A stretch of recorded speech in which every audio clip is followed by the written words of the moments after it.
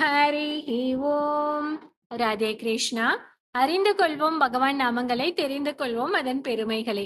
பகுதி 245. இந்த பகுதியில் 253வது திருநாமத்தை பார்க்க போகிறோம். இது விஷ்ணு சகஸ்ரநாமத்தின் 27வது ஸ்லோகத்தில் வருகிறது. ஸ்லோகம் 27. அசங்கியோ பிரமேயாத்மா விசிஷ்ட சிஷ்ட கிருஷுஷிகி சித்தார்த்த சித்த சங்கல்ப சித்தித சித்தி சாதனக. நாமம் 253. ஓம் சித்தார்த்தாய நமக.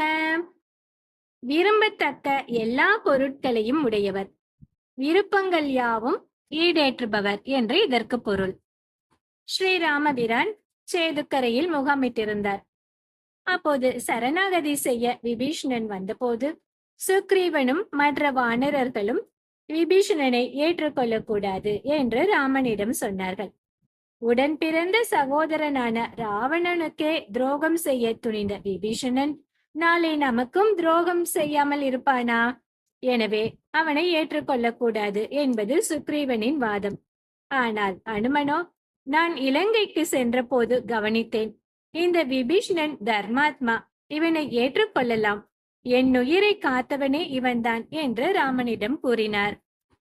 இவன் தீயவன் ஏற்கக்கூடாது என்று சுக்ரீவனும், இவன் நல்லவன் ஏற்கலாம் என்று அனுமனும் சொல்ல, ராமனோ, இவன் நல்லவனோ தீயவனோ சரணம் என்று என்னை தேடி வந்து விட்டான், அவனை ஏற்றுக்கொண்டே தீர்வேன் என்றான். இப்படி விபீஷணனை ராமன் ஏற்றுக்கொண்டதை வேதாந்த தேசிகர் ஒரு பாடலில் சொல்கிறார். அந்த பாடல் என்ன என்று பார்க்கலாமா? ஒரு காலே சரணாக அடைகின்றார்க்கும் உனக்கு அடிமை ஆகிறேன் என்கின்றார்க்கும் அறுக்காதே அனைவருக்கும் அனைவராலும் அஞ்சேல் என்று அருள் கொடுப்பன் இதுதான் ஓதும்.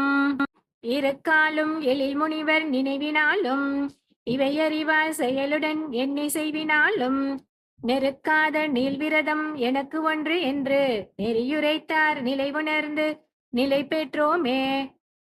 இந்த பாசுரம் தேசிக பிரபந்தத்தில் சரணாகதி தீபிகையில் வருகிறது. இதன் பொருள் என்ன என்று பார்க்கலாமா?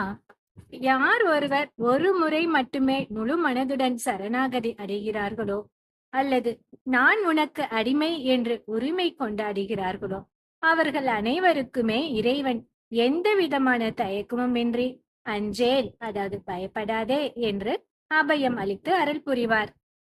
அதாவது பக்தியின் ஆழத்தை பொறுத்து ஒரு முறை சரணடைந்தாலும் சரி, அல்லது அடிமை என்று உரிமை பாராட்டி வந்தாலும் சரி, இறைவன் அவர்களை காப்பது உறுதி என்பது இதன் பொருள். இங்கே விபீஷணன் மட்டும் இல்லை, அவனது அண்ணன் ராவணனே வந்தாலும் அவனையும் எனது நண்பனாக ஏற்க நான் தயார் என்று சொல்லியபடி தனது கூடாரத்தில் இருந்து வெளியே வந்த ராமன் தன்னை தேடி வந்த விபீஷணனையும் அவனுடன் வந்த நால்வரையும் வரவேற்று ஆற தழுவி கொண்டான். தன்னை நாடி வந்தவனுக்கு ஏற்ற வெகுமதியை அளிக்க விரும்பிய ராமன் இலங்கையின் அரசனாக விபீஷணனுக்கு கடற்கரையிலேயே பட்டாபிஷேகம் செய்வித்தான். பிறகு சேது பாலம் அமைத்து ராமனும் வானர வீரர்களும் ராவணனின் சேனையை எதிர்த்து போர் புரிய தொடங்கினார்கள். யுத்தம் உச்சக்கட்டத்தில் நடந்து கொண்டிருந்த வேளையில் ராமபாணங்களால் தாக்கப்பட்டு தனது வில், அம்பு, கவசம், தேர் அனைத்தையும் இழந்து நிராயுதபாணியாக நின்றிருந்தான் ராவணன். அவனை பார்த்து ராமன் என்ன சொன்னார்? ராமர் என்ன சொன்னார் என்று கம்பராமாயணத்தில் கம்பர் யுத்த காண்டத்தில் சொல்லியிருக்கிறார். அது என்ன என்று பார்க்கலாமா?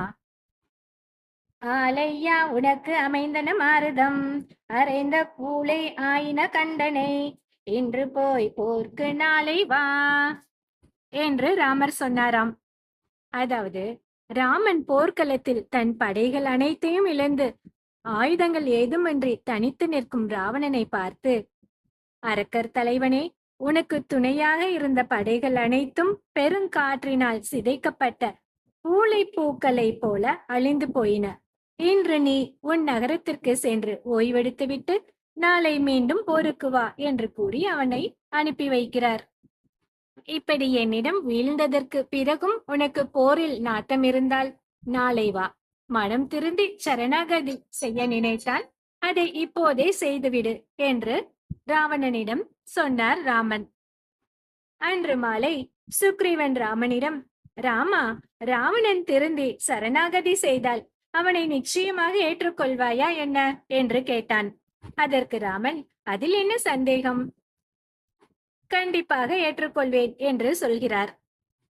அப்படியானால் ஏற்கனவே கடற்கரையில் இலங்கையின் மன்னனாக விபீஷணனுக்கு பட்டாபிஷேகம் செய்து வைத்து விட்டாயே, இந்த நிலையில் ராவணன் மனம் திருந்தி வந்தால் இலங்கையின் அரசை ராவணனிடமே ஒப்படைப்பாயா என்று கேட்டான் சுக்ரீவன். அதற்கு ராமன் என்ன சொல்லியிருப்பார் பார்க்கலாமா? நான் கொடுத்த வாக்கை என்றும் மீற மாட்டேன். இலங்கைக்கு அரசனாக விபீஷணனுக்கு பட்டாபிஷேகம் செய்து வைத்து விட்டேன். இனி இலங்கைக்கு என்றுமே அவன்தான் மன்னன் என்றான். அப்படியானால் ராவணனுக்கு என்ன தருவாய் என்று கேட்டான் சுக்ரீவன். ராவணன் மனம் திருந்தி பிறன்மனை நோக்கும் பழக்கத்தை விட்டு சீதையை ஒப்படைத்தால் அயோத்தி ராஜ்யத்தை அவனுக்கு வழங்கிவிட்டு சீதையுடன் நான் மனம் செல்வேன் என்று சொன்னார் ராமன். அதற்கு சுக்ரீவன், உனக்கு ராஜ்யம் வேண்டாமா என்று கேட்டான். அப்போது குறுக்கிட்ட லக்ஷ்மணன், சுக்ரீவா, அவாப்த சமஸ்த காமனாகிய என் அண்ணன் இயற்கையிலேயே தனது அனைத்து விருப்பங்களும் ஈடேறப் பெற்றவராகவும் எப்போதும் மனம் நிறைந்தவராகவும் திகழ்கிறார்.